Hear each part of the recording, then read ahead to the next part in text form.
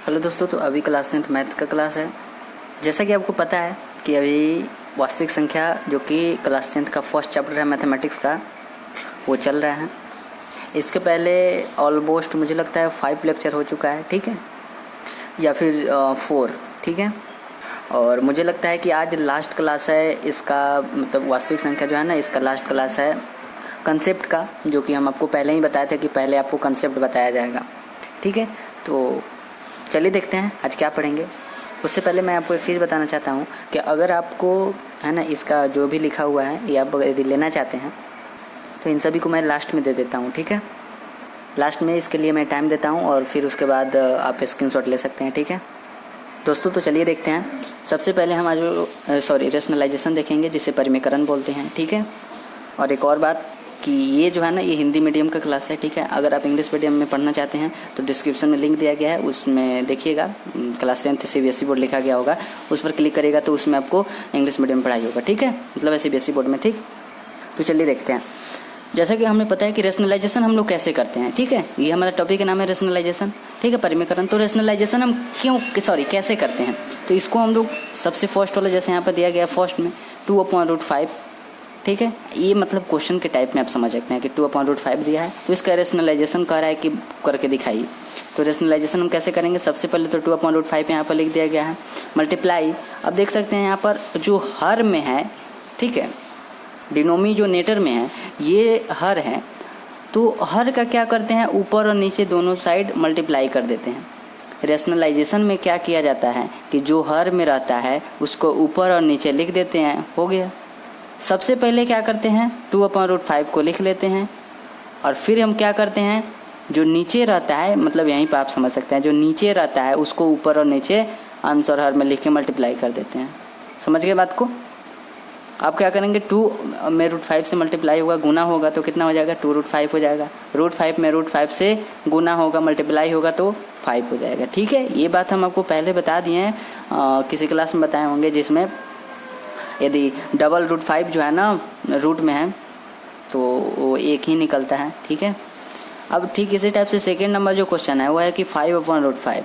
तो सबसे पहले हम क्या बोले हैं कि इसको लिख लेना है, तो सबसे पहले 5/√5 हो गया, ठीक है। सबसे पहले जो क्वेश्चन में दिया है उसको हम लिख लेंगे। अब इसका हम रेशनलाइजेशन परिमेयकरण कैसे करेंगे, तो उसको करने के लिए जो नीचे रहेगा उसको ऊपर और नीचे लिख देंगे, ठीक है, मल्टीप्लाई करेंगे उसके बाद। अब 5 में, अब जैसा कि इसमें √7 था तो √7 कर दिए, तो 5 में √7 में गुना करेंगे, मल्टीप्लाई करेंगे तो 5√7 हो जाएगा, अपॉन में √7 और √7 में मल्टीप्लाई करेंगे तो 7 हो जाएगा, ठीक है। यही हमारा आंसर हो जाएगा, ठीक है। समझ रहे हैं बात को। इन दोनों को एक बार हम और बताते हैं। सबसे पहली बात कि जो नीचे रहेगा उसी को क्या कर देंगे, ऊपर और नीचे मल्टीप्लाई कर देंगे, हमारा रेशनलाइजेशन परिमेयकरण हो जाएगा।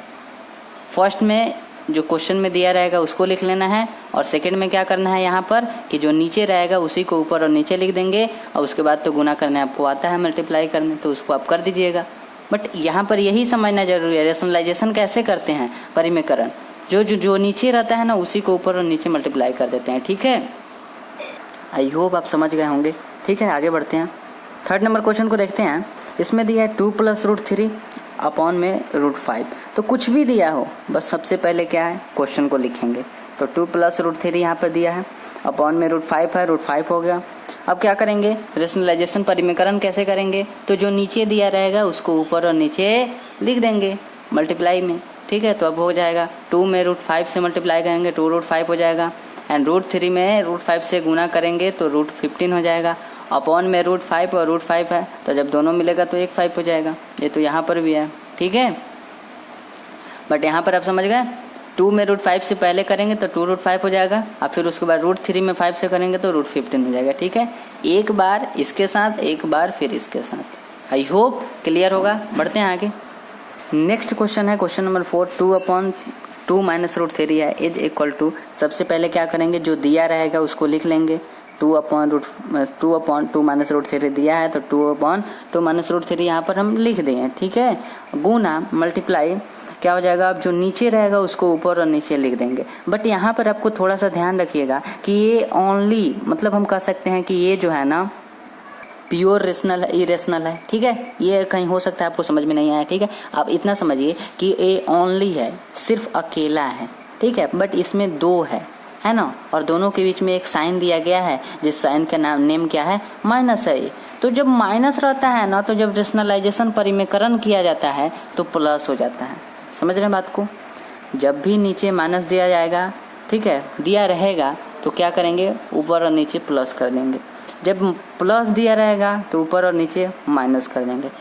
यहाँ पर समझिए कि 2 माइनस रूट 3 दिया है, तो सीधी बात कि यहाँ पर जब हम गुना करेंगे तो 2 प्लस रूट 3 यहाँ पर करके कर देंगे।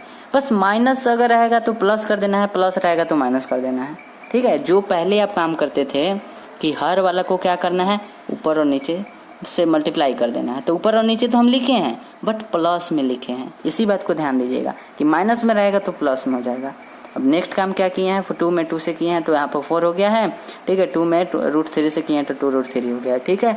और ये वाला जो है ना, a minus b and a plus b के फॉर्मेट में है, तो एक फॉर्मूला होता है a square minus b square, तो उस फॉर्मूला को यहाँ पर लिख दिए हैं हम। चलिए नीचे समझाते हैं दोस्तों। तो नीचे देखें हम ध्यान से, यहाँ पर एक फॉर्मूला लिखे हैं, a minus b and a plus b is equal to में एक फॉर्मूला होता है a square minus b square. तो सबसे पहले लिखा गया है a स्क्वायर, ठीक है। तो इसमें a कौन है, ये 2a है, ठीक है। दोनों में जो फर्स्ट में है ना, इसी को a बोलते हैं, और सेकेंड नंबर पर कौन है, b है। समझ रहे हैं बात को? फर्स्ट नंबर पर क्या है, फर्स्ट को a बोलते हैं, सेकेंड वाला को b। तो दोनों में के फर्स्ट को a बोलते हैं, दोनों में के फर्स्ट को b, सॉरी सेकेंड को b बोलते हैं। दोनों में के फर्स्ट को a बोलते हैं, तो इसमें भी 2, इसमें भी 2, यही हमारा a है। इसमें रूट 3, इसमें भी रूट 3, तो ये हमारा b नंबर पर है, ठीक है। तो वही फॉर्मूला हम यूज करेंगे जो यहाँ पर है, a square minus b square. तो a के प्लेस पर, a के जगह पर क्या है, 2, तो 2 का स्क्वायर माइनस, तो माइनस b के प्लेस पर, b के जगह पर रूट 3 है, तो रूट 3 और स्क्वायर है तो स्क्वायर। क्लियर है? बढ़ते हैं आगे। 4 प्लस 2 रूट 3 ऊपर जो दिया गया है, सॉरी दिया नहीं गया है, हम लोग की आया है गुना करने पर, ठीक है। तो लो लिख दिए। फिर उसके बाद 2 में 2 से जब 2 का स्क्वायर करेंगे तो कितना होगा, 4 होगा।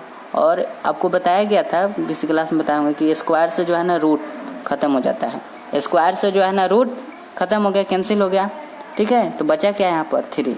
स्क्वायर से रूट खत्म हो गया, कैंसिल हो गया, तो बचा क्या है यहाँ पर, 3। तो 3 हो गया, सॉरी हाँ नीचे नीचे नीचे, सॉरी यहाँ पर 3 हो गया। अब 4 में से 3 जाएगा तो कितना होगा, 1 होगा। तो इसीलिए हमने अपॉन में 1 नहीं लिखे हैं, क्योंकि आप जानते हैं कि अपॉन में जो है ना बट्टा के नीचे 1 छुपा रहता है, बट्टा के नीचे 1 छुपा रहता है, इसीलिए हमने नहीं दिए 1 और ऊपर वाला को चुपचाप लिख दिए, ठीक है। अब 4 में से 3 जाएगा तो 1 हो जाएगा। तो आप 1 चाहे तो लिख सकते हैं, हमें कोई प्रॉब्लम नहीं। आप अपॉन में बट्टा के नीचे 1 लिख सकते हैं, कोई प्रॉब्लम नहीं है, लिखिए तो नहीं लिखिए तो, ठीक है।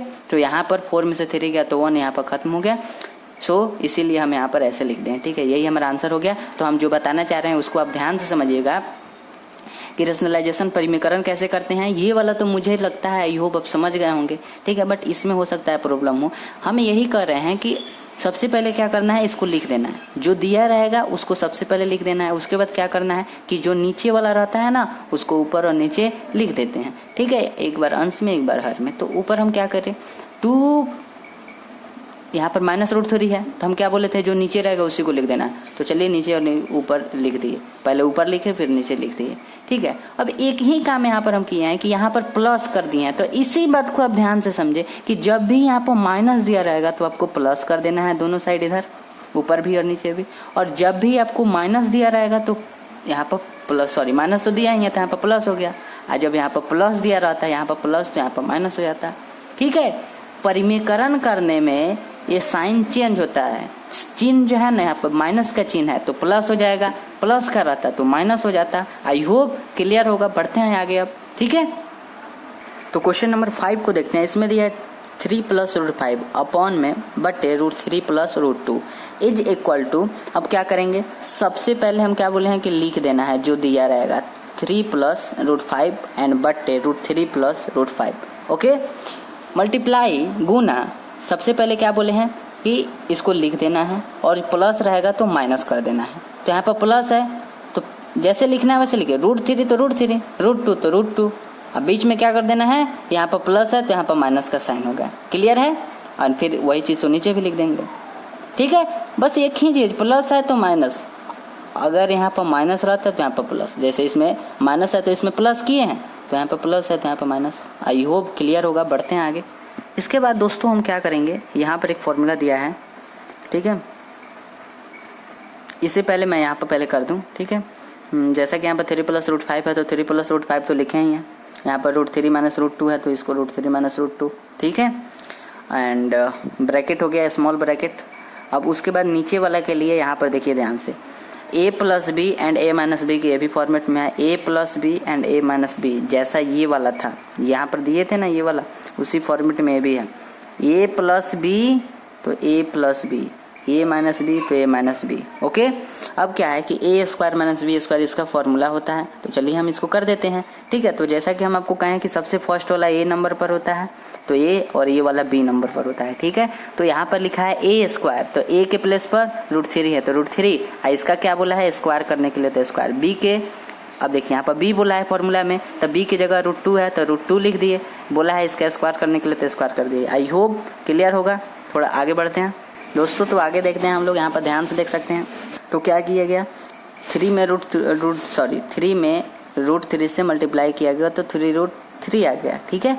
इसमें जब इससे गुना करेंगे तो 3√3 आएगा ना, 3 में √3 से तो 3√3। उसके बाद यहाँ पर माइनस का साइन दिया गया क्योंकि यहाँ पर माइनस का साइन है, ठीक है। और उसके बाद 3 में √3 से किया गया तो 2 आ गया, 3 में √2 से किया गया 3√2 आ गया, ठीक है। फिर यहाँ पर प्लस है तो प्लस हो गया। अब देखिए अब क्या है, अब 3 का तो काम हो गया इन दोनों से, तो अब √5 से करेंगे तो √5 से √3 में करेंगे तो √15 आ जाएगा, माइनस का साइन है माइनस का साइन हो गया, √5 में √2 से करेंगे तो 10 आ जाएगा। नहीं समझे बात को, यही बात आप समझिए कि 3 से यहाँ पर दोनों हैं तो एक बार 3 से इन दोनों में गुना किया जाएगा और एक बार 5 से इन दोनों में गुना किया जाएगा। समझ रहे बात को, एक बार 3 से इस दोनों में गुना किया जाएगा, तो 3 से इसमें करेंगे तो कितना होगा 3√3 होगा, फिर 3 से इसमें करेंगे तो कितना होगा 3 और √2 हो जाएगा, तो 3 और √2, यहाँ पर कौन सा साइन है तो माइनस का साइन है तो माइनस का चिन्ह हम दे दिए। तो फर्स्ट काम यही ना किए हैं कि 3 से इसमें गुना कर दिए हैं, मल्टीप्लाई कर दिए, और उसके बाद क्या कर रहे हैं कि जब इसका काम हो गया तो आप इससे जो है ना इसमें फिर से कर दीजिए। अब √5 में √3 से करेंगे तो 5 3 जा कितना होता है 5 5 3 जा 15 हो गया, तो 15 यहाँ पर है। उसके बाद यहाँ पर कौन सा साइन है माइनस का साइन है, ठीक है। उसके बाद √5 में √2 से करेंगे तो √10 हो जाएगा, ठीक है। ये प्लस वाला साइन कहाँ से आया है, यहाँ से आया है। यहाँ से कैसे आया है, जब हम इसका काम किए हैं तो जब इसका काम किए हैं एक बार इससे मल्टीप्लाई किए हैं एक बार इससे मल्टीप्लाई किए हैं तो यहाँ तक आया है ना, यहाँ तक आया है। फिर उसके बाद यहाँ पर प्लस का साइन है तो प्लस का साइन, समझ रहे बात को, ठीक है। एक बार इससे मल्टीप्लाई किए हैं, मल्टीप्लाई जब दोनों से गुना जब कर दिए हैं तो इस दोनों को लिखने के बाद यहाँ पर प्लस का साइन दिया है क्योंकि यहाँ पर प्लस का साइन है। और फिर उसके बाद इससे जब किए हैं इसमें तो यहाँ पर माइनस का साइन हो गया जो कि हम आपको बताए हैं, ठीक है। देखिए यहाँ पर प्लस का साइन हो गया, 5 में 3 से किए तो 15 हो गया 15, तो 5 के पहले प्लस है तो प्लस, बट बाद में क्या है यहाँ पर जब मल्टीप्लाई किए यहाँ पर गुना किए तो बाद में क्या है माइनस है तो माइनस, 5 में 2 से किए तो 10 और रूट है तो रूट, ठीक है। ये बहुत बेसिक चीजें है, ये आपको आना चाहिए, ठीक है। एंड अपॉन में वाला तो अभी बताया है ना शायद, है ना। तो यहाँ पर स्क्वायर से रूट खत्म तो 3 बचा, एंड माइनस का साइन है तो माइनस का साइन, स्क्वायर से रूट कैंसिल, यहाँ पर 2 हो जाएगा, ठीक है। अब क्या हो जाएगा, अब फिर आप ध्यान से देखेंगे तो यहाँ पर 3 है, देखिए 3 है, यहाँ पर 8 नहीं समझिएगा 3 है। यहाँ पर देखिए यहाँ पर 3 बचा है तो 3 होगा ना, थोड़ा सा मतलब दूसरे लिख दिए, ठीक है। 3 में से 2 जाएगा तो 1 होगा, तो इसीलिए हम 1 नीचे ना लिख कर आप लिख सकते हैं 1 होगा, क्योंकि 1 बट्टा के नीचे रहता है, छुपा रहता है, ठीक है। अब यहाँ पर जाएगा 3√3 माइनस 3√2 है तो 3√2, √15 है तो √15, माइनस का साइन है तो माइनस का साइन, √10 है तो √10, यही हमारा आंसर हो गया, ठीक है। और 3 में से 2 जाएगा तो 1, तो बटा के नीचे आप 1 लिख भी सकते हैं, नहीं भी लिख सकते हैं, ठीक है। तो आई होप क्लियर होगा। रेशनलाइजेशन का टॉपिक यहाँ पर हम खत्म करते हैं, बढ़ते हैं आगे। अब एक बार हम लोग रेशनल परिमेय को फिर से समझते हैं, ठीक है। इसका अभी हमें ज़रूरत आ गया है, ठीक है। जैसा कि आपको पता है कि सेकंड शायद क्लास में हम आपको परिमेय और अपरिमेय के बारे में बताए थे, रेशनल और इरेशनल के बारे में, ठीक है। तो यहाँ पर हम लोग एक बार और देखेंगे, उसमें कुछ आपको जरूरी बताना है, ठीक है। तो जैसा कि परिमेय जिसे रेशनल बोलते हैं, इसका डेफिनेशन हम लोग जान गए हैं, लेकिन अभी हम लोग समझते हैं फिलहाल एक पॉइंट के द्वारा, ठीक है। तो सबसे पहला बात है कि फर्स्ट में कि परिमेय किसे बोलते हैं, तो जो P अपॉन Q के फॉर्म में रूप में होता है, ठीक है। मतलब है कि जो बट्टा के रूप में होता है ना। जैसे ये वाला है 4/3 लिखा गया, ये 4 है सर, 4 है, 4 अच्छा से देख देना है, ठीक है, 4 है, सॉरी और घबरा गया, ठीक है। तो 4/3 है, तो ये बट्टा में है, तो हो गया ये वाला हमारा P अपॉन Q के रूप में है ना, फॉर्म में है, तो ये हमारा क्या हो गया, रेशनल हो गया। अभी और इसमें चाहिए, जैसे कि Q जो है ना 0 नहीं होना चाहिए, तो Q यहाँ पर कहाँ है, बट्टा के नीचे, यानी कि हर में, तो हर में क्या 0 है, नहीं है, तो बहुत अच्छी बात है, ये तो खुद कर रहा है, रूल का पालन होना चाहिए। उसके बाद कर रहा है कि SCF इसका 1 होना चाहिए, क्या इसका SCF 1 है, ये चीज़ें आपको हम पहले नहीं बताए थे जब परिमेय के बारे में बता रहे थे, ठीक है। तो इसको हम लोग समझते हैं यहाँ पर, लेकिन उससे पहले इसको भी बता देते हैं। फोर्थ में इंटीजर्स, कि वो क्या होने चाहिए, इंटीजर्स में मतलब होता है पूर्णांक, ठीक है, यहाँ पर हम नहीं लिखे हैं, बट इंटीजर्स में क्या होता है, पूर्णांक होता है, ठीक है। तो ये बात हम पहले भी आपको बताए थे जब रेशनल के बारे में बता रहे थे, परिमेय के बारे में, कि इंटीजर्स जो है ना P और Q क्या होना चाहिए, एक पूर्णांक होना चाहिए। तो आप खुद बताएं कि P और Q के जगह पर हम यहाँ पर 4 और 3 लिए हैं, तो 4 एक पूर्णांक है कि नहीं, एकदम है। 3 है कि नहीं, बिल्कुल है, ठीक है। तो पूर्णांक ये भी हमारा है, तो एकदम हो गया। और Q के जगह पर 0 भी नहीं है। अब इसका हमें एक ही चीज जरूरत है कि SCF इसका 1 होना चाहिए। आप खुद बताएं कि क्या ये P अपॉन Q के फॉर्म में है, यस P अपॉन Q के फॉर्म में है। Q की जगह पर 0 है, तो Q की जगह पर Q की जगह पर 0 नहीं है, यही ना बोल रहा है कि Q not is equal to 0, मतलब Q की जगह पर 0 नहीं हो सकता है। तो क्या यहाँ पर Q की जगह पर 0 है, नहीं है। उसके बाद यहाँ पर बोला है कि इंटीजर्स होना चाहिए, पूर्णांक होना चाहिए, तो 4 और 3 एक पूर्णांक ही है, तो मतलब इन तीनों रूल का पालन कर गया। क्या इसका SCF 1 है, तो चलिए इसको हम लोग देखते हैं। उसके निकालने के लिए क्या करेंगे, 3 से 4 को में लगाएंगे, तो 3 1 जा 3, तो 4 में से 3 गया 1, अब यहाँ पर 3 हो गया, 1 3 जा 3, अब यहाँ पर 0 हो गया, तो SCF कितना आया, यहाँ पर SCF 1 है, तो SCF 1 है। क्लियर है, समझे कि नहीं बात को। ये वाला हम आपको शायद किसी क्लास में सिखाए होंगे, इक्विलिब्रियम बयान पर जहाँ पर बता रहे होंगे, ठीक है। तो यहाँ पर 1 है, तो 1 हमारा क्या आ गया, यही हमारा 1 क्या है, अंतिम भाजक है, और यही हमारा SCF कहलाया, ठीक है। तो 1 आ गया SCF, ठीक है। तो मीन्स है कि सारे रूल का पालन कर गया है, तो यही हमारा। इसी रेशनल में हमें क्या समझना था, परिमेय में बस एक ही चीज समझना था कि ये तीनों हम तो पहले भी बता दिए हैं, बट ये वाला नहीं बताए थे। तो आज जान लीजिए कि जो परिमेय होता है उसका SCF 1 होता है। क्या बोले, जो परिमेय होता है, जैसे 4/3 जो है परिमेय है, रेशनल है, इसका मतलब है कि इसका SCF 1 होगा, क्योंकि यहाँ पर बोल रहा है, तो इसका SCF 1 आया कि नहीं आया, ठीक है। तो अब यहाँ से हम क्या बताने का कोशिश कर रहे हैं उसको आप ध्यान से समझिएगा दोस्तों। तो आप यहाँ पर देखिएगा ध्यान से, हमें यहाँ पर कह रहा है कि सिद्ध करे कि √2 जो है ना का परिमेय संख्या है, ठीक है। तो ये आप पहले से भी सुने होंगे, बट यहाँ पर हम कुछ आपको चीज़ें बताना चाहते हैं कि इसको समझने के लिए हम एग्जाम्पल लिए हैं। जैसे एक राम है और एक श्याम है। अब देखिएगा राम का, दोनों का इस सब का क्वालिटी क्या है, गुण क्या है, दोनों का विशेषता क्या है। तो सबसे पहला राम जो है ना कहते पानी बर्बाद नहीं करता है, टाइम जो है ना वेस्ट नहीं करता है, टाइम को बर्बाद नहीं करता है, कपड़ा ज़्यादा नहीं यूज करता है, मतलब इसको जितना ज़रूरत रहता है उतना ही यूज करता है। बातों को समझ रहे हैं। पानी जो है ना ज़्यादा यूज नहीं करता है, टाइम ज़्यादा वेस्ट नहीं करता है ना, ज़्यादा वेस्ट क्या, टाइम वेस्ट मतलब नहीं करता है। उसके बाद है कि कपड़ा का उतना ही यूज करता है जितना इसे ज़रूरत रहता है। समझ गए। इसका जो है ना मतलब है कि राम सही है, समझिएगा बात को ध्यान से, राम सही है और राम का विशेषता, राम का गुण ये वाला है, ठीक है। और श्याम है कि श्याम जो है ना पानी वेस्ट करता है, टाइम वेस्ट करता है और कपड़ा का बहुत ज़्यादा यूज करता है, ठीक है। अब एक बात बताइएगा, श्याम यहाँ पर गलत है, राम यहाँ पर सही है। तो आप एक बात बताएं, श्याम कह रहा है कि हमको प्रूव करके बताओ कि हम कैसे गलत हैं, ठीक है। श्याम कह रहा है कि हमको प्रूव करके बताओ, हमको सिद्ध करके बताओ, प्रूव दो कि हम गलत कैसे हैं। समझ रहे हैं ना बात को। नहीं होता है, प्रूव मांगा जाता है। प्रूव, आपको बहुत सारे क्वेश्चन बनाए होंगे तो उसमें प्रूव मांगा जाता है, ठीक है। जैसे इस क्वेश्चन में भी सिद्ध करें, सिद्ध का मतलब है प्रूव करना है, ठीक है। तो श्याम कह रहा है कि बताओ कि हम गलत कैसे हैं, बताओ। तो आप तो कह देंगे कि ये देखो, ये पानी वेस्ट ज्यादा करता है, टाइम बर्बाद करता है, अधिक कपड़ा का यूज करता है। तो आप सीधे देखकर कह देंगे अरे ये तो गलत है, ये एक बहुत गलत पर्सन है, गलत इंसान है श्याम। बट ये करे हमको प्रूव करके बताओ। तो कैसे प्रूव करके बताएं, हम केवल अपने भावनाओं को हम व्यक्त कर सकते हैं, कह सकते हैं कि अरे तुम गलत हो। अब इसके लिए हमें क्या करना पड़ेगा, एक अच्छे इंसान से इसका कंपेयर करना पड़ेगा। जैसे श्याम गलत है और राम सही है, तो श्याम का कंपेयर राम से करेंगे, अगर कंपेयर करने पर अगर श्याम का गुण इससे नहीं मैच होता है, हमें पता है ना राम सही है, तो अगर श्याम जो करता है अगर वो इससे मैच नहीं होता है तो हम नहीं करेंगे कि गलत है। ऐसे समझिए, राम जो है ना पानी वेस्ट नहीं करता है, अब ये पानी वेस्ट करता है, क्या गुण मैच हुआ? इसका गुण और इसका गुण क्या मैच हुआ? नो, दोनों का क्वालिटी मैच नहीं हुआ। क्या ये पानी ये जो है ना टाइम वेस्ट नहीं करता है, ये जो है ना टाइम वेस्ट करता है, क्या यहाँ पर ये क्वालिटी मैच हुआ? दोनों में ये गुण है? नहीं है, इसका जो है वो इसका नहीं। तो यहाँ से हम नहीं कर देंगे, कंपेयर करने पर जो है ना, तुम्हें श्याम का कंपेयर राम से करने पर जो है ना गलत हो गया।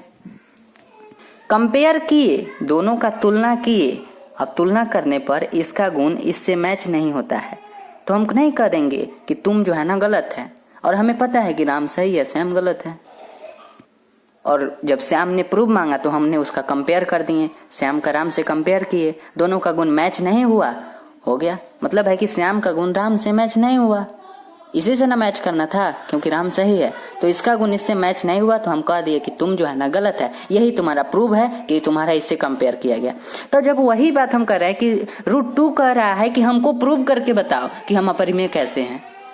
क्या बोला है कि सिद्ध करे कि √2 अपरिमेय संख्या है। √2 कह रहा है कि सिद्ध करके बताओ, प्रूव करके बताओ, हमको प्रूफ दो कि हम अपरिमेय कैसे हैं।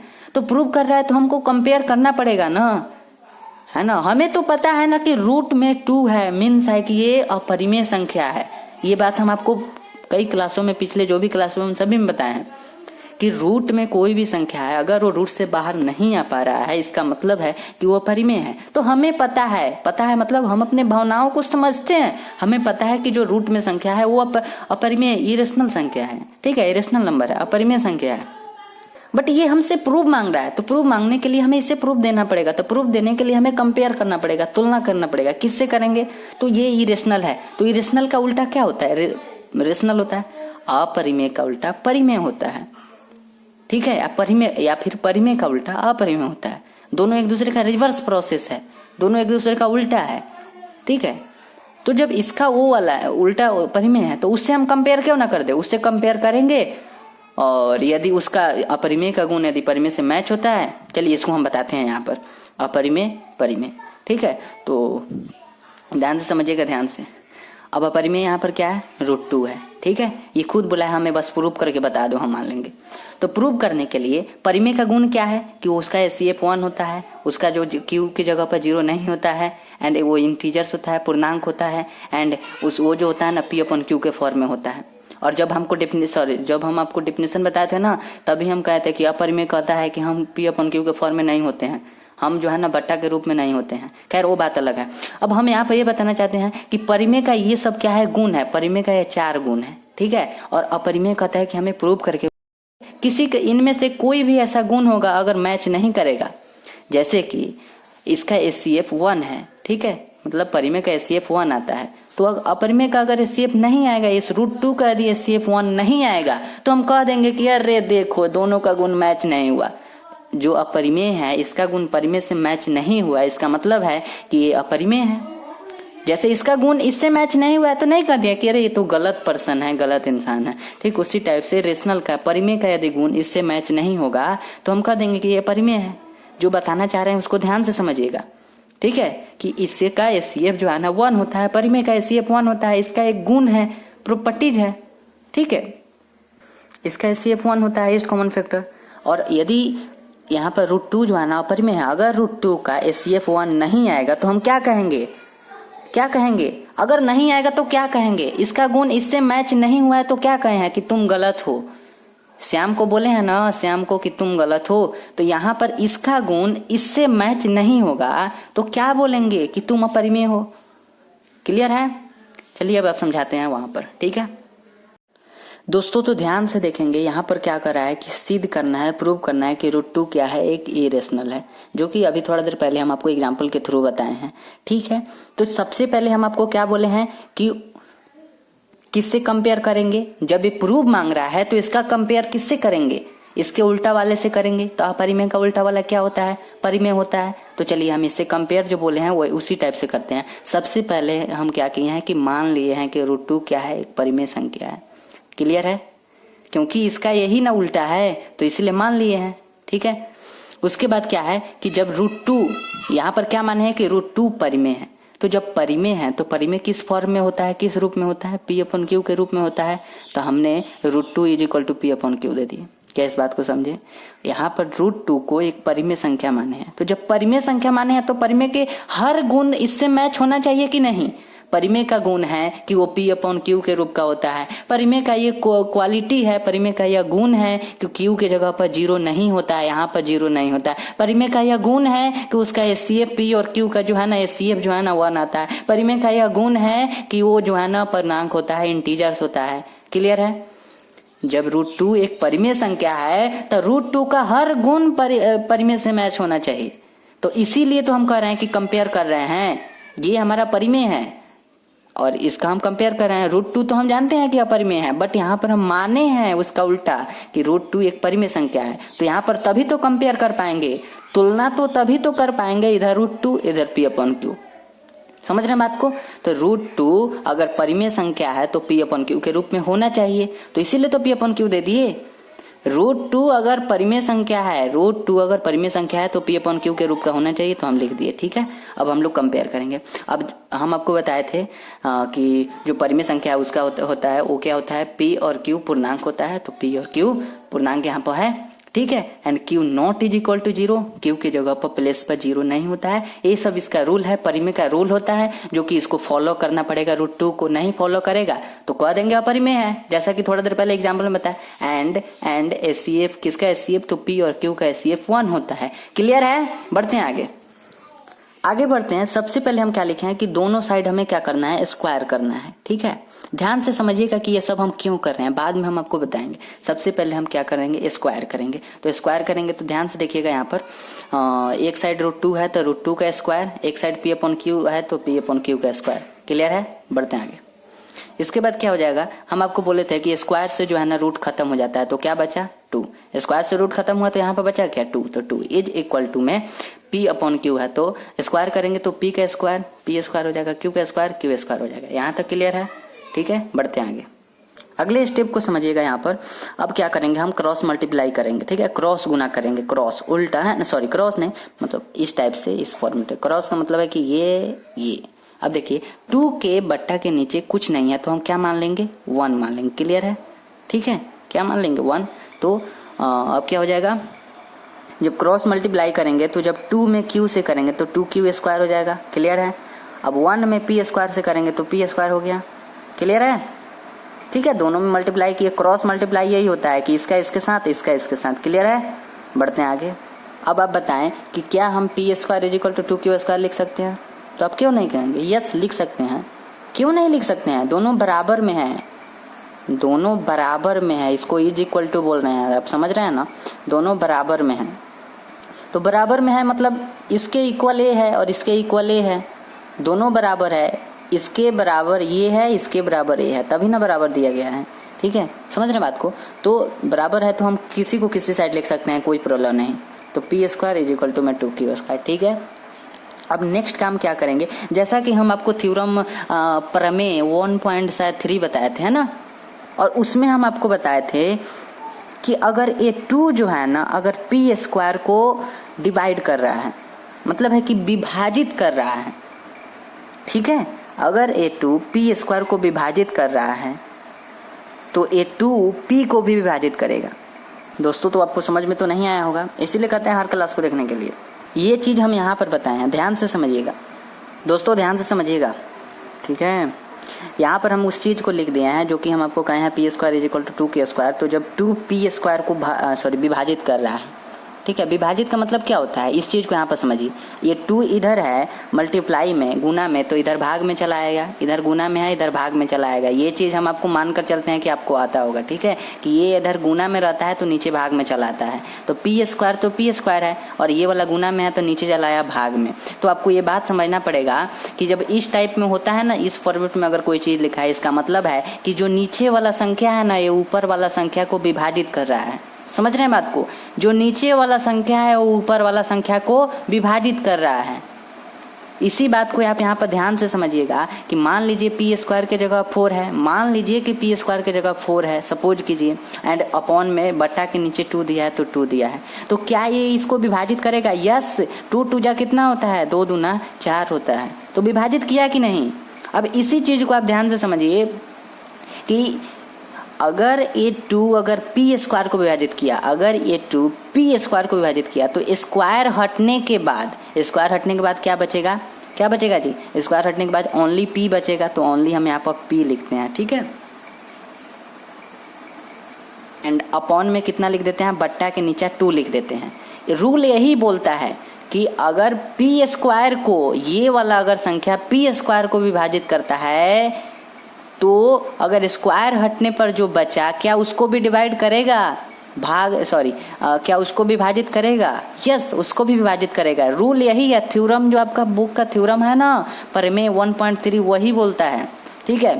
तो अब ध्यान से समझिए, ठीक है। जैसा कि पी स्क्वायर के जगह पर हम 4 लिए थे और 2 के जगह पर 2 जो है वो लिए थे, ठीक है। तो 2 2 जा कितना हो गया? 4 हो गया, तो यहाँ पर 2 बार में ये विभाजित हो गया, ठीक है। तो ये वाला तो फर्स्ट हम आपको समझा दिए। और उसके बाद एक और कहता है जो क्या बोलता है कि स्क्वायर हटने के बाद क्या बचेगा? पी, तो पी हम ले लिए, अब बटा के नीचे 2 है तो 2, तो इसको भी विभाजित करेगा। जब ये संख्या स्क्वायर को विभाजित किया तो स्क्वायर हटने के बाद जो बचेगा उसको भी ये विभाजित करेगा। बात को समझिएगा ध्यान से। 2 का ही ना स्क्वायर यहाँ पर हम 4 लिए थे, 2 का स्क्वायर हम यहाँ पर 4 लिए थे, और यहाँ पर क्या है? अब 2 का स्क्वायर 4 लिए थे तो यहाँ पर क्या बचा? 2 ही ना बचा। पी का वैल्यू कितना हुआ? 2 हुआ,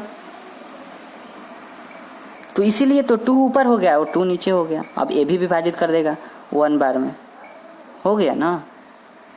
सीधी सी आप इतना बात समझिए कि पी स्क्वायर के जगह पर हम 4 लिए थे, 4 लिए थे, तो इसको भी विभाजित कर दिया, ठीक है। पी स्क्वायर के जगह पर हम 4 लिए थे तो 2 4 को भी विभाजित कर दिया, और फिर हम पी के जगह नीचे 2 लिए थे, सॉरी 2 तो था ही, पी के जगह अगर हम 2 लिए थे, और नीचे पहले से ही ऑलरेडी यहाँ पर 2 दिया हुआ है यहाँ पर खुद, तो कह रहा है कि इसको भी विभाजित करेगा, ठीक है। और हो गया। अब इतना तो हम यहाँ पर समझाएं, अगर इतना से भी क्लियर नहीं हुआ तब तो आपको पिछला लेक्चर, शायद मुझे लगता है पिछला या फिर उसके पिछले लेक्चर में हम ये चीज़ बताए हैं, ठीक है। तो उम्मीद है अगर नहीं समझ में आया तो जरूर उसको देखिए, ठीक है।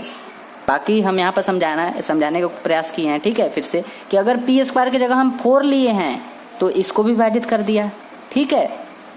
और फिर हम क्या बोला है कि पी, तो पी की जगह अगर 2 ले रहे हैं तो 2 को विभाजित कर देगा तो 1 आ जाएगा।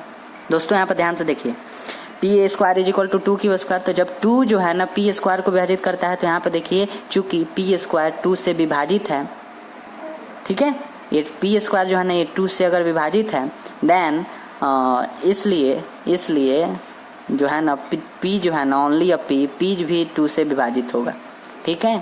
पी स्क्वायर जब 2 से विभाजित है तो पी बचेगा, तो पी भी क्या होगा? 2 से विभाजित होगा, ठीक है। अगर कोई ऐसा समझना चाहता है कि किसी संख्या का स्क्वायर किसी इस संख्या से अगर विभाजित है, किसी संख्या का स्क्वायर इस संख्या से विभाजित है, तो जो संख्या का स्क्वायर है ना वो भी इससे विभाजित होगा। जैसे ध्यान से समझिए, हम जो बोले हैं ना उसको समझिएगा कि किसी संख्या का स्क्वायर, तो यहाँ पे स्क्वायर ही ना है, तो किसी संख्या का स्क्वायर अगर 2 से विभाजित है तो जो संख्या का स्क्वायर है ना वो भी इससे विभाजित होगा। और इस चीज को हम यहाँ पर बहुत अच्छे से समझा दिए हैं। अभी हम जो बोले हैं उसको ध्यान समझिएगा। किसी संख्या का स्क्वायर अगर 2 से विभाजित है तो किसी संख्या का स्क्वायर, तो 4 किसका स्क्वायर है? 2 का ही ना स्क्वायर है। 4 किसका स्क्वायर है? 2 का स्क्वायर है, तो 2 का स्क्वायर 4 लिखें। तो क्या बोले हैं, किसी संख्या का स्क्वायर अगर 2 से विभाजित है, तो जैसे 4 लिए तो 4 2 से विभाजित हो गया, ठीक है। तो ये फर्स्ट काम हुआ। तो उसके बाद क्या बोले हैं कि वो संख्या भी, जो संख्या का स्क्वायर है ना वो संख्या भी 2 से विभाजित होगा। जिस संख्या का स्क्वायर, तो जिस संख्या का स्क्वायर 2 ही ना हुआ, 2 का स्क्वायर 4, 2 का स्क्वायर 4, तो 2 भी 2 से विभाजित होगा। 2 का स्क्वायर 4 जब 2 से विभाजित है तो 2 भी 2 से विभाजित होगा। इस संख्या का जो स्क्वायर है अगर वो 2 से विभाजित है तो ये संख्या भी इससे विभाजित होगा। That is clear? मुझे लगता है क्लियर होगा। बढ़ते हैं आगे। अब इसलिए अब यहाँ पर वो चीज़ लिख दिया है। ठीक है, बढ़ते हैं आगे। अब ध्यान से देखिए यहाँ पर क्या लिखे हैं, माना P is equal to 2R। ये कहाँ से आया, तो चलिए हम बताते हैं। ध्यान से देखिए यहाँ पर जो है ना P square is equal to 2Q square है, तो ये सब तो स्क्वायर करने के बाद आया है। यहाँ पे स्क्वायर किए हैं तब ना सब पे स्क्वायर चढ़ा है, तो इस बात को आप ध्यान से समझे। तो P को तो हम रहने देंगे, पर यहाँ पर 2 है। P इज इक्वल टू 2 ऐसा मानिए, स्क्वायर नहीं रहेगा तो P is equal to 2Q रहेगा। P is equal to 2Q रहेगा, जब स्क्वायर नहीं रहेगा तो P is equal to 2Q, P is equal to 2Q। तो इसी चीज को हम यहाँ पर लिखे हैं, P इज इक्वल टू 2, वहाँ पर जो Q था उसकी जगह पर हम यहाँ पर R लिखे हैं। R की जगह पर आप कुछ भी लिखिए ABCD में, मुझे उससे कोई मतलब नहीं है, बट यहाँ पर ये वाला चेंज नहीं होना चाहिए। ठीक है, वहाँ पर 2 था तो हम यहाँ पर 2 दिए हैं। ठीक है, वहाँ पर P था तो हम यहाँ पर P दिए हैं। क्यों दिए हैं वो सब अभी मालूम चलेगा, हम आपको कहे हैं ना कि लास्ट में सब मालूम चलेगा। ठीक है, वहाँ पर 2 था तो 2 दिए हैं, P था तो P दिया है। बस इसके जगह पर आप कुछ भी लिखिए अपना ABCD में, उससे मतलब नहीं है, बट यहाँ पर Q नहीं होना चाहिए। Q वहाँ पर था तो Q नहीं होना चाहिए। क्लियर है, बढ़ते हैं आगे।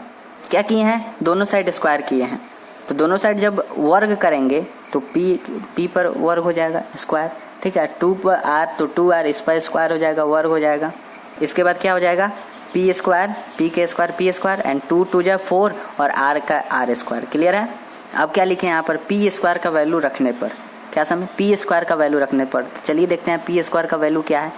P स्क्वायर का वैल्यू रखने पर, P स्क्वायर का जो मान आया है ना उसको रखने पर, दोस्तों ध्यान से देखिएगा, P स्क्वायर का क्या मान आया है, 2Q स्क्वायर। P स्क्वायर का जो वैल्यू आया है वो 2Q स्क्वायर आया है। तो दोस्तों यहाँ पर हम क्या लिख दिए हैं, P स्क्वायर की जगह पर 2Q square is equal to में 4R का स्क्वायर। अब आप खुद बताएं, अगर हम यहाँ पर Q लिखे रहते तो हमारा यहाँ पर Q का आगे वैल्यू कैसे आता, अभी आप नहीं समझेंगे, थोड़ा सा आगे बढ़िए और ध्यान से देखिए। यहाँ पर Q स्क्वायर को तो इधर रख लिए और इस 2 को अब इधर भेज दिए भाग में, तो अब 2 2 जा 4 हो जाएगा।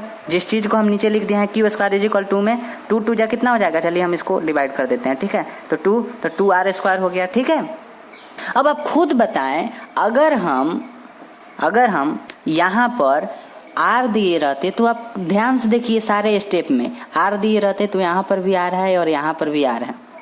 ठीक है, अगर हम यहाँ पर Q दिए रहते, R वाला तो माने हैं, अगर हम यहाँ पर Q दिए रहते, Q आता ना, ऐसे ही यहाँ पर भी Q आता है, यहाँ पर भी Q आता है, यहाँ पर भी Q आता है। ठीक है, तो इस स्टेप के बाद अगर हम P का वैल्यू रखते हैं, यहाँ पर P स्क्वायर का वैल्यू यहाँ पर रखे हैं ना, तो 2Q स्क्वायर रखे हैं, तो अगर यहाँ पर 4R स्क्वायर है तो यहाँ पर तो 4Q स्क्वायर होता, समझ रहे बात को, यहाँ पर तो 4Q स्क्वायर होता, और यहाँ पर 2Q स्क्वायर तो यहाँ पर लिए ही हैं। बात को ध्यान से समझिएगा, तो यहाँ पर Q स्क्वायर होता है, यहाँ पर भी Q स्क्वायर होता, तो वो तो डिवाइड हो जाता। इसीलिए हम यहाँ पर दूसरा लिए हैं, चेंज करके लिए हैं, ताकि वो डिवाइड ना हो। अगर डिवाइड हो जाता तो Q स्क्वायर तो हट जाता, समझ रहे बात को। तो P स्क्वायर का तो वैल्यू हमें मालूम है कि P स्क्वायर का वैल्यू इसके पहले वाले पेज में आया था ना, जहाँ पर हम लोग है ना देखे होंगे, वहां पर आया था। तो Q स्क्वायर का वैल्यू नहीं आता, तो आगे हमें कुछ उससे जो है आंसर तक हम नहीं पहुंच पाते। तो इस बात को थोड़ा सा भी ध्यान से समझिए। ठीक है, नेक्स्ट काम क्या किए हैं, चूंकि Q स्क्वायर जो है ना 2 से विभाजित है, Q स्क्वायर 2 से विभाजित है, तो यहाँ पर Q भी 2 से विभाजित होगा। जो इसके पहले में लिखे थे वही चीज यहाँ पर लिखे हैं। ठीक है, बस एक चीज कि यहाँ पर Q है, इसके पहले में P था तो P लिखे हैं, यहाँ पर Q है तो Q हो गया। क्लियर है, ध्यान से देखिएगा। अब अगला क्या लिखे हैं कि P और Q बोथ दोनों का जो है ना, दोनों 2 से विभाजित है। P और Q दोनों किससे विभाजित है, 2 से विभाजित है, इसलिए HCF इसका 2 हो गया। किसका HCF, P और Q का HCF 2 हो गया। अब ध्यान से देखेंगे तो यहाँ पर क्या लिखा गया है कि Q स्क्वायर जो है ना 2 से विभाजित है, यानी कि Q भी 2 से विभाजित है, तो इसको आप छोड़िए। यहाँ पर देखिए Q भी 2 से विभाजित है, मतलब है कि Q किससे विभाजित है, 2 से विभाजित है। ठीक है, और यदि यहाँ पर ध्यान से देखेंगे तो P भी 2 से विभाजित है, तो क्या देखें आप ध्यान से यहाँ पर देखेंगे तो क्या देखें, P और Q किससे विभाजित है, 2 से। तो वही चीज तो हम यहाँ पर लिखे हैं कि P और Q दोनों 2 से विभाजित है, इसलिए HCF P और Q का 2 हो गया, जो कि यहाँ पर ध्यान से देखिएगा, जो कि 1 के इक्वल नहीं आया। क्या 1 के इक्वल आया, हमने क्या माने थे कि P और Q का HCF जो होगा ना वो 1 होगा। कैसे 1 होगा, यहाँ पर क्या लिखे थे कि P और Q पूर्णांक है, Q not is equal to 0, and इसका जो HCF होगा ना हाईएस्ट कॉमन फैक्टर P और Q का 1 होगा। P और Q का, अब समझ में आया जी, P और Q का HCF 1 होगा। जो कि यहाँ पर 1 के इक्वल नहीं आया। P और Q का जो HCF जो है ना वो 2 आ गया, तो 2 नॉट इज इक्वल टू 1, क्योंकि 2 तो नहीं ना आना चाहिए। किसी भी परिमेय संख्या रेशनल नंबर का HCF कितना होता है, 1 होता है, तो यहाँ पर तो 2 आ गया। तो कंपेयर जब किए तो कंपेयर तो हो गया, उस पर बैठा ही नहीं। कंपेयर किए तो यहाँ पर तो 2 आ गया। P और Q का HCF, P और Q का HCF कितना आ गया, 2 आ गया, जो कि परिमेय संख्या का HCF 1 होता है, जिसके इक्वल नहीं है, तो अतः हमारा मानना गलत सिद्ध हो गया। इसलिए √2 एक अपरिमेय संख्या है। ठीक है, और ये वाला जो है ना हम आपको अभी बता दिए हैं कि यहाँ पर क्यों हमने Q नहीं माने, यहाँ पर R क्यों माने। ठीक है, अगर हम Q माने रहते तो यहाँ पर भी Q स्क्वायर होता, दोनों तरफ स्क्वायर करते तो यहाँ पर स्क्वायर होता। स्क्वायर किसका होता, अगर यहाँ पर Q माने रहते तो Q का स्क्वायर होता, तो यहाँ पर भी Q स्क्वायर होता। तो फिर इसके बाद यहाँ पर भी Q स्क्वायर होता, 4R स्क्वायर रहता, तो यहाँ पर भी तो 4Q स्क्वायर होता। अगर R स्क्वायर नहीं रहता तो 4Q स्क्वायर रहता, तो Q स्क्वायर से तो Q स्क्वायर डिवाइड हो जाता, तो यहीं पर खत्म हो जाता। तो यहाँ पर Q स्क्वायर का वैल्यू ही नहीं आता। Q स्क्वायर का जब Q square is equal to में अगर यहाँ पर जो 2 स्क्वायर आया है, 2R स्क्वायर आया है, तो यहाँ पर तो आता ही नहीं, क्योंकि Q तो यहीं पर भाग लग जाता। तो जब Q का वैल्यू आता ही नहीं तो हमें कैसे मालूम चलता, कैसे यहाँ पर मालूम चलता, ध्यान से देखिए, तो कैसे हमें मालूम चलता है कि Q किससे विभाजित है, 2 से विभाजित है या किससे विभाजित है। जब Q ही नहीं रहता तो यहाँ पर तो Q है, तब ना हमें मालूम चला है कि Q किससे विभाजित है। Q जो है ना वो 2 से विभाजित है। ठीक है, तो आई होप आप समझ गए होंगे। ठीक है, जिसका HCF जो है ना वो 2 आया, जबकि 1 आना चाहिए, तो नहीं आया इक्वल, इसका मतलब है कि हमारा मानना गलत सिद्ध हो गया। अब इसलिए √2 जो है ना एक अपरिमेय संख्या है। ये सब जो है ना आपको सब में लिखना पड़ेगा। जो भी क्वेश्चन इस फॉर्मेट में रहेगा, जैसे √2, √3, √7, √11, इस टाइप से जो भी क्वेश्चन रहेगा उसका सोल्यूशन इसी टाइप में आपको करना है। ठीक है ना। और एक कुछ और टाइप का क्वेश्चन होता है, उसको हम अभी आगे देखेंगे, बट √5, √7, √11, √13 इस प्रकार से रहेगा, तो उसका सोल्यूशन आप इसी टाइप में करेंगे। ठीक है दोस्तों, नेक्स्ट क्वेश्चन है हमारा, दर्शाइए कि 5 - √3 एक अपरिमेय संख्या है। ठीक है, तो यहाँ पर हमें दर्शाना है, बस यहाँ पर हमें दिखा देना है। ठीक है, तो चलिए हम लोग दिखाते हैं। ठीक है, और इस क्वेश्चन को उस टाइप में हम लोग नहीं सोल्यूशन करते हैं। ठीक है, रहता है उसी टाइप में है, बट उस टाइप से हम लोग सोल्यूशन नहीं करते हैं। इसीलिए हम आपको बोल दिया है कि एक बार किसी क्लास में हम आपको बताए थे कि प्योर इरेशनल और इम्प्योर इरेशनल के बारे में, कि शुद्ध अपरिमेय और अशुद्ध अपरिमेय के बारे में हम आपको बताए थे। तो आप देखकर बताएं कि ये कौन सा अपरिमेय है, शुद्ध है या अशुद्ध। तो ये है ना अशुद्ध अपरिमेय है। शुद्ध अपरिमेय उसे बोलते हैं जो ओनली √3 रहता है, तो उसे हम बोल देते कि वो शुद्ध अपरिमेय है। बट ये वाला अशुद्ध है, क्योंकि 5 जो है ना रेशनल है, परिमेय है, और √3 जो है ना अपरिमेय है। ठीक है, तो 5 जो है ना इसके चक्कर में आकर अपरिमेय बन गया है।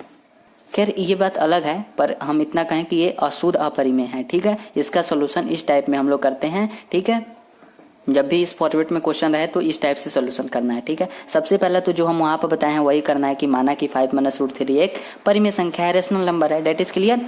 यहाँ पर देखिए कि यहाँ पर लिखा गया 5 - √3 इज इक्वल टू में P/Q, क्योंकि अभी यहाँ पर परिमेय माने हैं तो फिर P/Q के रूप में होगा ना, होगा कि नहीं, है ना। जब परिमेय माने हैं तो इसके हर एक गुण पर बैठना चाहिए। तो 5 - √3 जो है ना परिमेय के बराबर, एंड P एंड Q पूर्णांक है। P और Q क्या है, पूर्णांक है, और Q not is equal to 0। यहाँ पर Q जो है ना 0 नहीं होगा। ठीक है ना। अब फिर इसके बाद क्या हो जाएगा, 5 - √3 इज इक्वल टू में P/Q।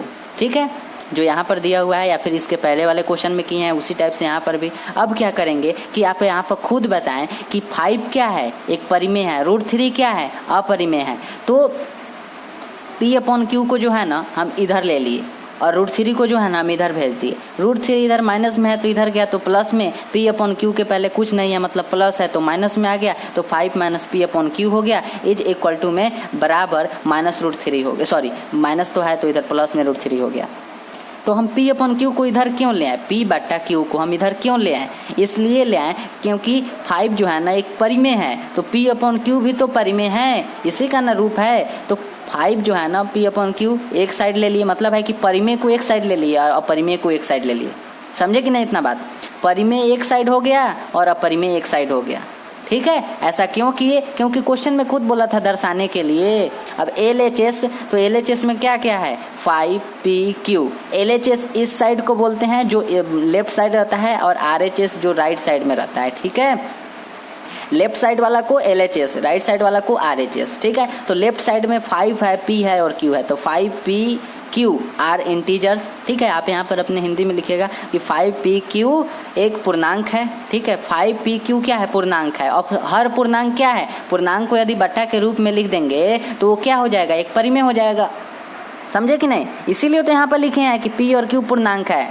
इस बात को आपको ध्यान से समझना पड़ेगा कि पूर्णांक को जो है ना बट्टा में लिखा जा सकता है, ठीक है। पूर्णांक लिखिए या फिर परिमेय लिखिए, उससे हमें कोई प्रॉब्लम नहीं है, बट यहाँ पर आपको समझना जरूरी है कि 5P और Q क्या है? एक पूर्णांक हो गया, ठीक है। या फिर परिमेय आप लिख लीजिए, और √3 क्या हो गया? एक अपरिमेय हो गया। इसी चीज को हम आगे लिखे हैं कि कोई भी परिमेय संख्या कभी अपरिमेय संख्या के बराबर नहीं हो सकती। अब आप यहाँ पर खुद देखिए कि ये वाला हो गया परिमेय, ये सब परिमेय हो गया, और ये वाला हो गया अपरिमेय। और जब हम आपको बताए थे कि कभी भी परिमेय अपरिमेय संख्या के बराबर नहीं हो सकती, इस चीज को हम क्लास में बताए थे, ठीक है, कि कभी भी परिमेय और कभी भी अपरिमेय ये यहाँ पर इक्वल हो ही नहीं सकता है, बराबर कभी हो ही नहीं सकता है, ठीक है। तो इसीलिए लिखे हैं कोई भी परिमेय संख्या कभी भी अपरिमेय संख्या के बराबर नहीं हो सकती। इसीलिए यहाँ पर अब देखिए जो चीज यहाँ पर लिखा हुआ है कि 5 - P/Q, यहाँ पर 5 - P/Q and is equal to में √3 दिया है। अब यहाँ पर हम नॉट इज इक्वल टू लगाएं, ठीक है।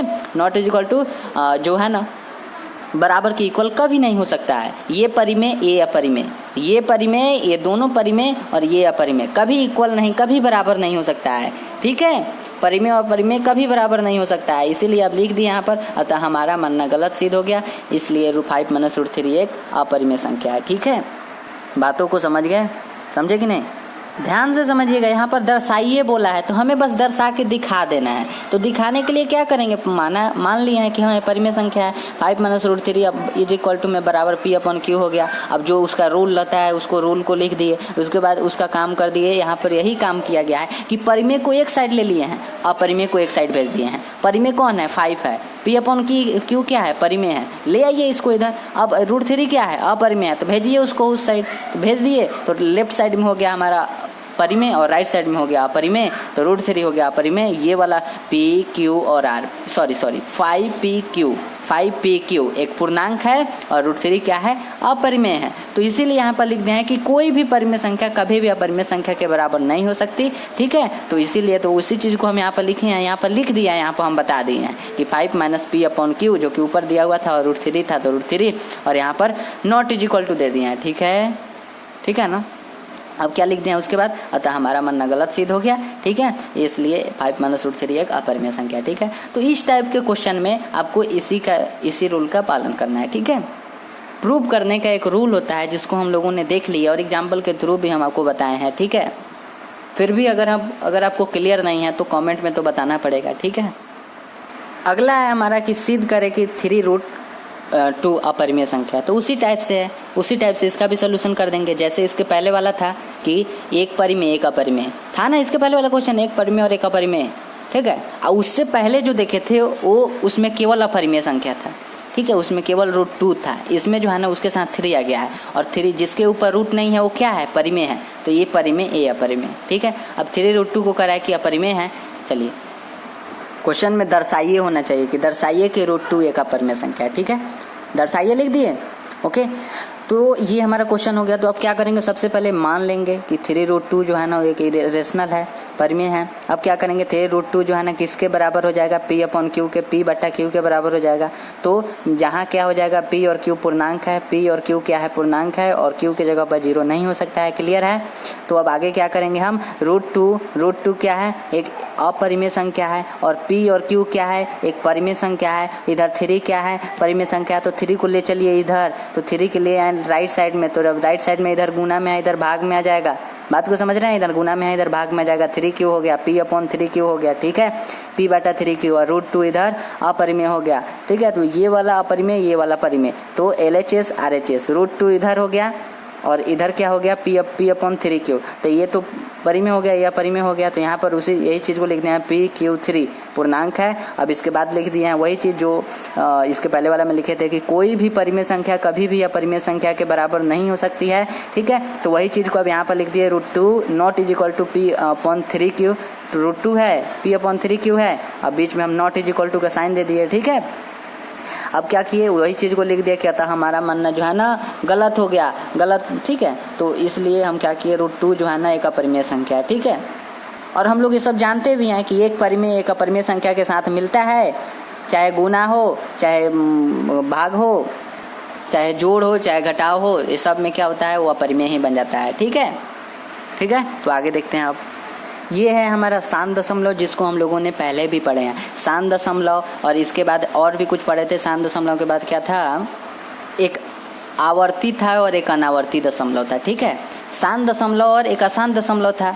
तो स्थान दशमलव का कोई भी प्रकार टाइप नहीं था, स्थान दशमलव का दो टाइप था, एक था आवर्ती और एक था अनावर्ती। तो सबसे पहले हम लोग स्थान दशमलव को समझते हैं। स्थान दशमलव को भी हम लोग समझ लिए हैं, बट कुछ और इसमें समझना था जो कि रियल नंबर में, वास्तविक संख्या में हमें पढ़ना जरूरी है। ठीक है, तो चलिए उसको समझ लेते हैं। जैसा कि सबसे पहले हम 1 में 9/4 दिए हैं, 9/4 दिए हैं। तो हम इसको आपको क्या बताए हैं कि इसका मतलब क्या होता है कि 9 जो है ना वो 4 से विभाजित है। ठीक है, 4 से जो है ना वो 9 में भाग लगाया जाएगा। ठीक है, तो हमने क्या किए, 4 से 9 में लगा दिए भाग। 4 2 जा कितना होता है, 8 होता है। यहाँ पर 9 में से 8 गया तो 1 होगा, और दशमलव यहाँ पर दिए तो 1 0 हो गया। 4 2 जा 8 हो गया, फिर 2 0 हो गया, और 4 5 जा क्या हो जाएगा, यहाँ पर 2 और 0 हो जाएगा। और इसके बाद क्या हो जाएगा, यहाँ पर देखिए सर अच्छा से नहीं लिख पाते हैं क्योंकि हमें दिखता नहीं है। ठीक है, अच्छा से यहाँ पर हो गया 0, दिखता नहीं है, इसका मतलब ये नहीं है कि हमारा आँख खराब है। ठीक है, अब यहाँ पर आगे हम देखते हैं यहाँ पर। ठीक है, फर्स्ट में यहाँ पर लिखे हैं, हाँ एक मिनट, ये हो गया ना 2.25। तो आप एक बात बताएं, अगर बड़ा से बड़ा हम संख्या दे देंगे तो आप भाग लगा कर चेक करेंगे कि ये शांत है या कि अशांत है या कि क्या है ना, शांत है या अशांत है। मतलब है कि यहाँ पर शांत लिखे हैं ना, तो ठीक है, हम जानते हैं कि हाँ ये शांत है। बट अगर कोई आपको ऐसा क्वेश्चन मिल जाए जो आपको पता नहीं रहेगा कि ये शांत है या शांत रहे, और अगर उसका भाग एक पन्ना में चल जाएगा, पूरा एक पेज आप बनाते रहेंगे, तब तो बहुत टाइम जाएगा। तो इसीलिए रूल होता है कुछ कि आप उस रूल को, मतलब उस रूल को आप देखेंगे और आपको पता लग जाएगा कि ये शांत है या अशांत। जैसे ये जो दिया है ना 9/4 है ना, इसको आप देखते मात्र बता देंगे कि ये शांत है या अशांत है, देखते देखते बता देंगे। तो चलिए पहले रूल को पढ़ लेते हैं। सबसे पहला रूल कहता है कि यदि हर का गुणनखंड करने पर, ये हर का गुणनखंड करने पर अगर जो है ना 2 के पावर m के रूप का आता है तो वो शांत होगा। 2 के पावर m का मतलब है कि खाली 2 2 2 2 आएगा, खाली 2 2 2। चलिए इसको एग्जाम्पल के थ्रू हम लोग समझते हैं कि अगर 2 के पावर m के रूप का आएगा तो शांत होगा। ठीक है दोस्तों, तो यहाँ पर उसी का एक एग्जाम्पल लिए हैं। ठीक है, ध्यान से, अगर यहाँ पर भी दिख रहा होगा है ना 2 के पावर m और शांत, तो 9/4 जो कि यहाँ पर एग्जाम्पल लिए थे ना, वही एग्जाम्पल यहाँ पर भी लिए हैं कि ये वाला भाग मेथड से हम लोग लगा कर देखे हैं कि ये शांत है या अशांत। ठीक है, तो 9/4 हो गया, तो 9 क्या हो गया, अब 4 का यदि हम निकालेंगे गुणनखंड तो यहाँ पर 4 देखेंगे, देखिएगा यहाँ पर 4 लिखे हैं, और 2 2 कितना हो गया 4, तो इसका गुणनखंड कितना आया 2 और 2 आया, तो 2 और मल्टीप्लाई 2 गुना 2 लिख दिए। ठीक है, ये सब बात हम पिछले क्लास में ऐसे चर्चा कर दिए हैं, ये सब हम सिखाए हैं। ठीक है, कि कैसे हम लोग अभाज्य गुणनखंड निकालते हैं, कैसे गुणनखंड निकालते हैं। ठीक है, तो जैसा कि हमें 4 का कह रहा है गुणनखंड निकालने के लिए, तो 4 का सबसे पहले गुणनखंड निकालेंगे, तो 4 का गुणनखंड 2 और 2 आया, तो 2 और 2 लिख दिए। तो यहाँ पर पहला रूल यही बोला है कि अगर 2 के रूप का आता है तो वो शांत होगा। तो आप खुद बताएं कि ये 2 2 नहीं आ रहा है। 2 के पावर m का मतलब क्या है कि खाली 2 2 के रूप का आएगा, खाली 2 2 के रूप का, जो हर में जो है ना ओनली 2 2 आएगा, 2 2 2। तो यहाँ पर एगो 2 हो या डबल 2 हो, तो डबल 2 आया ना, 2 2 आया है, उससे क्या मतलब है, मतलब 2 आया है ना, 1 आए तो, 2 आए तो, चाहे 10 आए तो, उससे हमें कोई मतलब नहीं है। 2 आया है कि नहीं हर में, बस हमको इतना ही बता दीजिए। हाँ 2 आया है, तो जब हर में 2 आया है तो हम देखते मात्र कह देंगे यस ये जो है ना शांत है, कुछ नहीं करना है, सीधी बात ये शांत है। ठीक है, फिर शांत का एक और रूल है कि अगर वो 5 के रूप का भी आ रहा है तो भी वो शांत ही होगा। ठीक है, अगर अभाज्य गुणनखंड करेंगे, अगर ये 4 जो है ना, अगर इसी का गुणनखंड करेंगे, अगर वो 5 के रूप का आएगा तो क्या हो जाएगा, 5 के रूप का आ जाएगा तो भी शांत हो जाएगा। बट यहाँ पर 4 का तो 2 2 आया है, तो 2 भी तो शांत ही होता है। ठीक है, अब उसका हम लोग समझते हैं। यहाँ पर 5 के पावर m है ना, तो वो भी शांत ही है, तो उसका हम लोग यहाँ पर समझते हैं। जैसे यहाँ पर आप देख सकते हैं 31/25 दिए हैं, तो क्या बोला है कि हर का अभाज्य गुणनखंड करना है, तो हर का सबसे पहले यहाँ पर अभाज्य गुणनखंड करेंगे, तो 25 आप ध्यान से यहाँ पर देख सकते हैं, तो 5 5 कितना होता है 25 होता है, तो 5 और 5 आया, तो यहाँ पर 5 मल्टीप्लाई 5 गुना 5 दे दिए, 25 का क्या दिए 5 गुना 5। ठीक है, तो आप खुद बताएं कि ये 5 5 के रूप का आ रहा है कि नहीं, 5-5 के, ये वाला 2-2 के रूप का आया, ये वाला 5-5 के रूप का आ रहा है। तो आप खुद बताएं कि 5-5 के रूप का आएगा तो क्या होगा, शांत होगा। तो 5-5 के रूप का आया मतलब है कि शांत है, तो हमने शांत लिख दिए। तो आप बताइए, देखते हैं मतलब बता दिए कि नहीं। अब आप यहाँ पर भाग लगाएंगे 25 से 31 में, है ना, और लगाते जाएंगे तो ऐसे टाइम वेस्ट होगा। तो इसीलिए कुछ रूल को पढ़ लीजिए और उस पर बनाइए, ठीक है।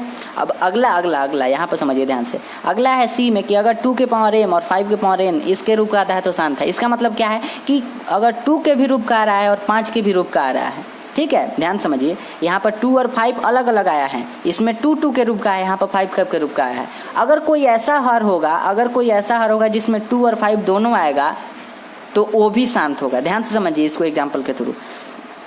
51/40 लिखे हैं, ठीक है। तो इसमें क्या, इसका क्या मतलब है, 40 का अब क्या करेंगे, गुणनखंड करेंगे। तो 40 का गुणनखंड तो 2 से किए तो 20 आया, 2 से किए अब 10 आया, और 2 5 जा 10 हो गया। तो क्या आया यहाँ पर 3 जो है ना 2 है और 1 5 है, तो 3 2 यहाँ पर लिख दिया, 5 लिख दिए। तो क्या बोला है कि ध्यान समझिए क्या बोला है यहाँ पर, क्या बोला है यहाँ पर देखिए, 2 के पावर m और 5 के पावर n, मतलब है कि 2 के भी रूप का आएगा और 5 के भी रूप का आएगा। यहाँ पर देखिए तो 2 भी आया है और 5 भी आया है, सिंपल सा भाषा, 2 भी आया है और 5 भी आया है तो ये भी शांत होगा। 2 भी आया है और 5 भी आया है तो भी शांत होगा। 2 के रूप का आएगा तो भी शांत, 5 के रूप का आएगा तो भी शांत, 2 और 5 आएगा तो भी शांत। समझ गए, बस 2 और 5 का खेल है, 2 और 5 का खेल है। 2 के आया तो भी शांत, ओनली 2 आएगा तो भी शांत, ओनली 5 आएगा तो भी शांत, 2 और 5 एक साथ आएगा तो भी शांत। क्या बात है ना दोस्तों। नेक्स्ट रूल को देखते हैं, डी नंबर में है कि अगर 2 और 5 भी आएगा, मान लीजिए इसमें तो 2 और 5 आया, अगर 2 और 5 दोनों आएगा, इसके साथ अगर कोई भी संख्या आ जाए, 2 और 5 के अलावा कोई भी संख्या आ जाए उसके साथ, तो वो अशांत हो जाएगा। अशांत में कौन अशांत होगा, आवर्ती होगा। देखिए सर, अगर आपको ये नहीं समझ में आ रहा है तो हम सब समझाए हैं, शांत, अशांत एंड अशांत का जो प्रकार है, आवर्ती, अनावर्ती, तो इन सब के बारे में हम बताए हैं, ठीक है। जिस क्लास में दशमलव के बारे में बताए होंगे उसी क्लास में ये वाला बताए हैं, ठीक है। अभी ज़्यादा क्लास हुआ नहीं है, अगर चाहें तो आप देख सकते हैं। फिलहाल हम यहाँ पर समझते हैं कि अगर 2 और 5 भी आएगा, उसके साथ अगर कोई भी नंबर आ जाए, एनी कोई भी नंबर, चलिए यहाँ पर देखते हैं, इसको भी एग्जांपल के थ्रू समझते हैं। जैसे ध्यान से आप समझिए, यहाँ पर ध्यान से समझिए। 17/60 दिया तो 60 का हम क्या किए हैं, गुणनखंड किए हैं 2 से 30। इस बात को आप समझ रहे हैं कि नहीं, सबके हर का गुणनखंड करना है, समझ रहे हैं कि ना, सबके डिनोमिनेटर में जो है ना, हर में जो उसी का केवल खाली गुणनखंड करना है। तो 60 है तो 62 में 30, फिर 15, फिर 5। तो आप ध्यान से देखिए, जितना आया है उसको हम यहाँ पर लिख दें। तो आप खुद बताएं कि 2 भी आया है, 5 भी आया है और 3 भी आ गया। हम ये नहीं कर रहे हैं कि यहाँ पर 3 हो, यहाँ पर 5 भी हो, 7 भी हो, 11 भी हो, 9 भी हो, कुछ भी हो, अगर वो आएगा तो वो क्या हो जाएगा, आवर्ती हो जाएगा। समझे बात को, अशांत आवर्ती हो जाएगा, समझे। 2 और 5 के अलावा बीच में कुछ घुस गया तो वो शांत नहीं होगा, अशांत में चला जाएगा। तो अशांत दो प्रकार के होता है, 2 टाइप के होता है, एक होता है आवर्ती और एक होता है अनावर्ती। तो ये अशांत आवर्ती है, ठीक है, आवर्ती लिखे हैं मतलब अशांत आवर्ती, ठीक है, समझे, ठीक है। एक बार हम यहाँ पर और बताते हैं, आप बस इतना रूल को याद रखिए कि सबसे पहले कोई भी आपको इस टाइप से मिलेगा, आप पूछेगा कोई भी मतलब क्वेश्चन में इस टाइप से आपको मिलेगा, आप पूछेगा कि बताइए शांत है या अशांत, तो आपको क्या करना है, सबसे पहले उसके हर का भाज्य गुणनखंड निकालना है। तो हर का जब हम गुणनखंड निकालें तो इसके हर का गुणनखंड 2 और 2 के रूप का आया, तो हम आपको क्या बताएं हैं कि केवल 2 के रूप का आएगा तो भी शांत। फिर अगर इस टाइप से क्वेश्चन रहेगा, अगर 5 के रूप का आएगा तो भी शांत, 2 और 5 एक साथ आएगा तो भी शांत। कितना अच्छा बात है ना, बहुत इजी है। 2 के रूप का आया तो भी शांत, 5 के रूप का तो भी शांत, दोनों एक साथ आ गया तो भी शांत। अब अगर इन दोनों के अलावा कोई भी बीच में घुस गया, अगर इन दोनों के अलावा 2 और 5 के अलावा कोई भी बीच में घुसा तो अशांत बना देता है। तो अशांत में कौन अशांत, आवर्ती अशांत। समझ रहे बात को। 2 और 5 के अलावा बीच में 3 घुसा है तो 3 घुसा है, 3 हम नहीं करें, 3 के अलावा कोई भी अगर घुस जाए, है ना, अभाज्य गुणनखंड निकालने पर कोई भी अगर आ जाए तो आवर्ती अशांत में चेंज हो जाएगा, ठीक है। और अशांत में कौन अशांत होगा, यहाँ पर आवर्ती होगा, ठीक है।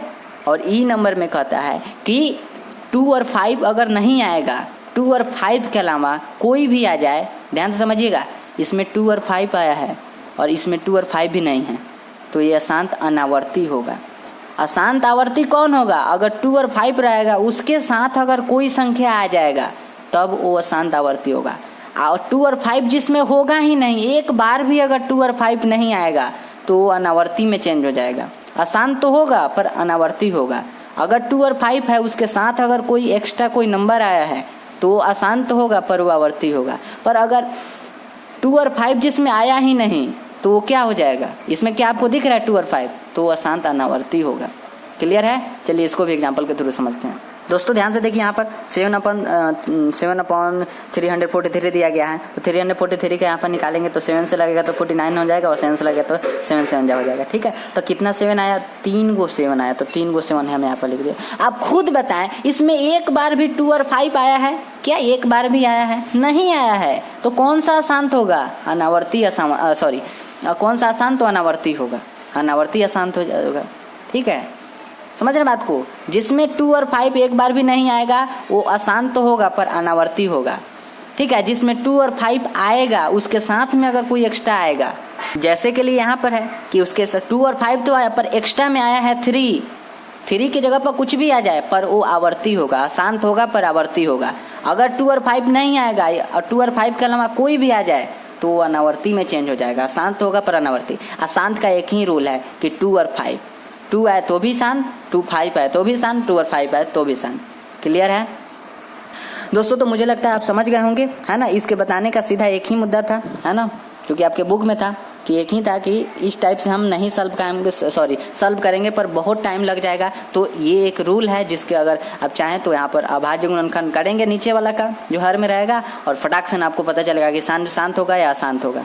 ठीक है, तो आई होप आप समझ गए होंगे और यहाँ पर हमारे सारे कंसेप्ट क्लियर हो जाते हैं। कल से हम लोग प्रश्नवाली का सवाल करेंगे। ठीक है, जो भी एक्सरसाइज में दिया रहेगा। ठीक है, तो चलिए अब इन सभी का स्क्रीनशॉट आप ले लीजिए। सबसे पहला स्क्रीनशॉट देखिए सर, वीडियो को पॉज करके लेंगे तो ज़्यादा बेटर रहेगा। ठीक है, हो गया? अगला स्क्रीनशॉट हो गया। नेक्स्ट स्क्रीनशॉट हो गया। अगला स्क्रीनशॉट हो गया। अगला स्क्रीनशॉट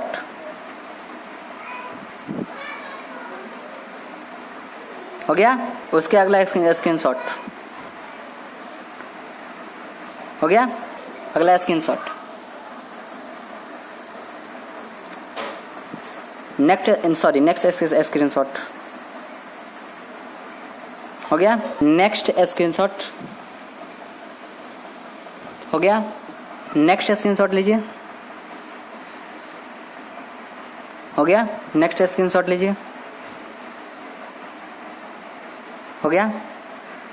उसके अगले वाला स्क्रीनशॉट लीजिए। हो गया। उसके अगले वाला स्क्रीनशॉट लीजिए। हो गया।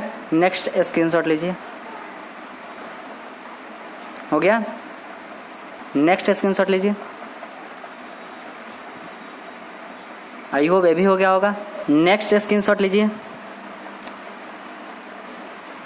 हो गया। और हाँ, इसको पूरा याद कर लीजिएगा। नेक्स्ट स्क्रीनशॉट लीजिए।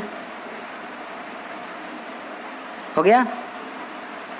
अगला स्क्रीनशॉट हो गया। अगला स्क्रीनशॉट।